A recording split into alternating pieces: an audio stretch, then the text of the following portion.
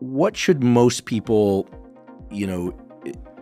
do if they are feeling frustrated with someone that they feel, well, for instance, the 80% of your problems come from 20% of people. In this case, where I guess we're saying, 90% of problems come from these 10% of people. But really, it behooves us all to try and figure out how best to interact with others.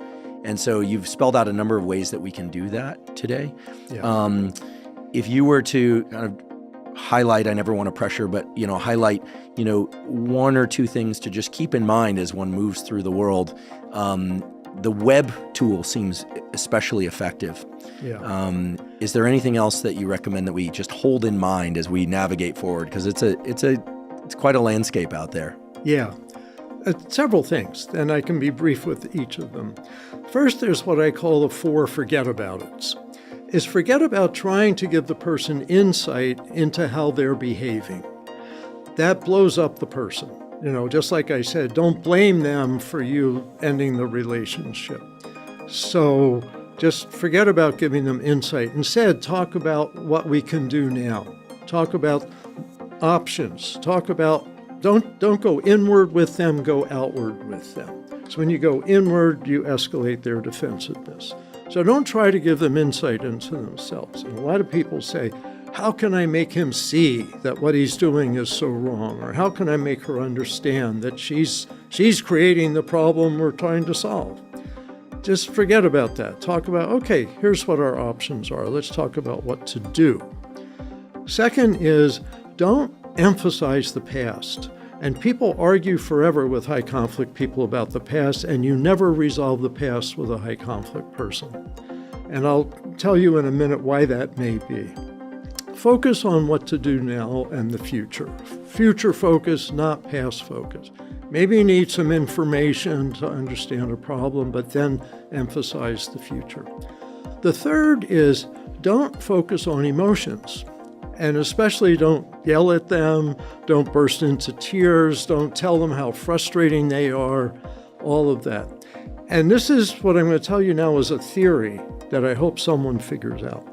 And that is people with personality disorders and high conflict personalities don't seem to go through the 5 stages of the grieving and healing process. Denial, anger, bargaining, depression, sadness, and acceptance.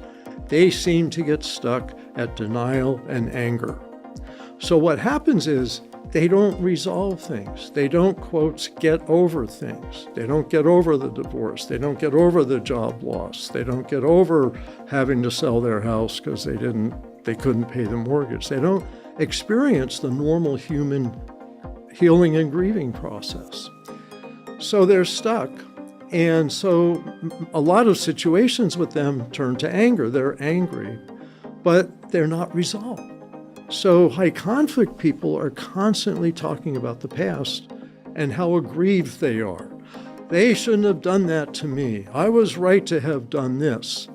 And people start noting, when I say that, like students in my class say, oh yeah, that's what I see. They keep repeating themselves. And they go to as many people as they can and tell the story. I believe they're trying to grieve and heal, but they don't have the mechanism. And I don't know exactly why. So I'm hoping someday neuroscience will figure out what connection is missing and can we give people that so that they can grieve and heal. But what that means is if you focus on emotions, you're focusing on an area that's unresolved and has a lot of hurt. And so if you say, well, how do you feel about that? They almost always say, I feel terrible. I suggest not saying, how you doing today?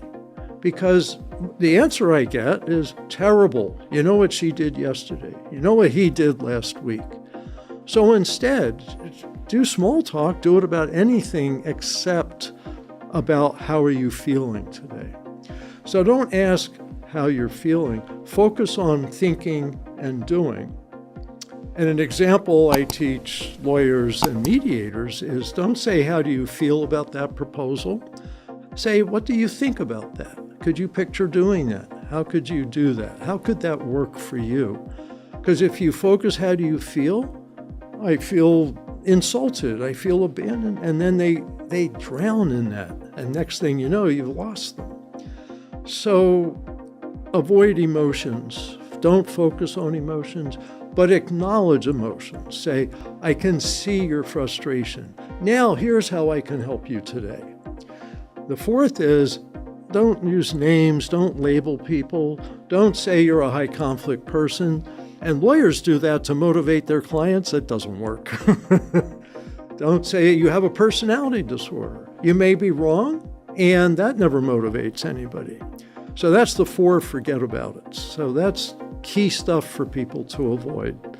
So that was a long answer, but when you're ready, I have 4 simple tips for things to do. That was a